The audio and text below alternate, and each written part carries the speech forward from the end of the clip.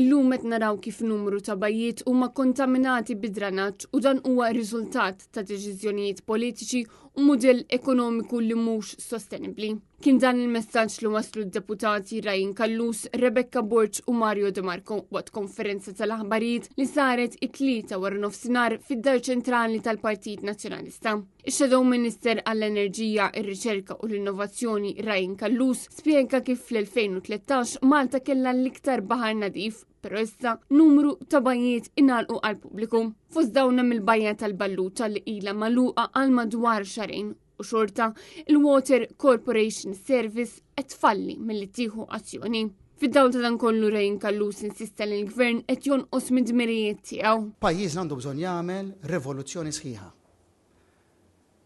Kenna nibdew proġett ta' enerġija ħadra, renewable energy, ta' impjant maġġuri fuq il-baħar, din hija politika tagħna li ma bdejniex issa, fuq dan għadna ma rajna l-ebda żviluppi f'dawn l-aħħar snin. Min-naħa tagħha Shadow Minister għall-Ambjent Rebecca Burch saħqet li il-mudell ekonomiku preżenti li qed iħaddan il-Gvern qed iwassal għal tniġġis fl-arja u anke għal noise pollution. Spjegat kif Lera qalet illi huwa evidenti li fl-ibra tagħna hemm id-dranaġġ, madankollu Lera qed tibqa' tinsisti li hemm algi waqt li l-Gvern qed iwaħħal fil-heatwave u fl-iskart li qed jintrema. Kontrast Gvern Nazzjonalista mill-Oppożizzjoni qed joffri pjan ċar għall-ambjent. Aħna bħala Maltin u Għawċin irridu inkomplu ingawdu il-bajjiet tagħna u minħabba l-inkompetenza tal-Gvern aħna ma nistgħux.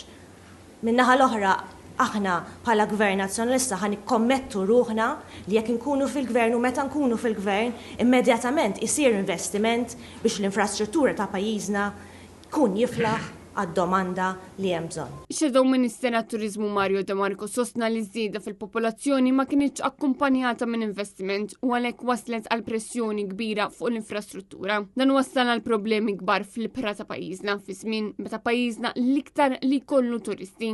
De Marco tenna li jista' wasalna f'salib it-toroq u għalhekk il-Gvern jeħtieġ ipoġġi madwar mejda fl-imkien mal-imsieħba soċjali biex jippjana viżjoni għall 10 snin li ġejjin. Kulħadd jipoġġi madwar mejda imsieħba soċjali u settur privat biex naraw daqsxejn x'għandha tkun id-direzzjoni ekonomika ta' pajjiżna, x'għandha tkun il-viżjoni ekonomika ta' pajjiżna, x'għandu jkun il-mudell ekonomiku ta' pajjiżna.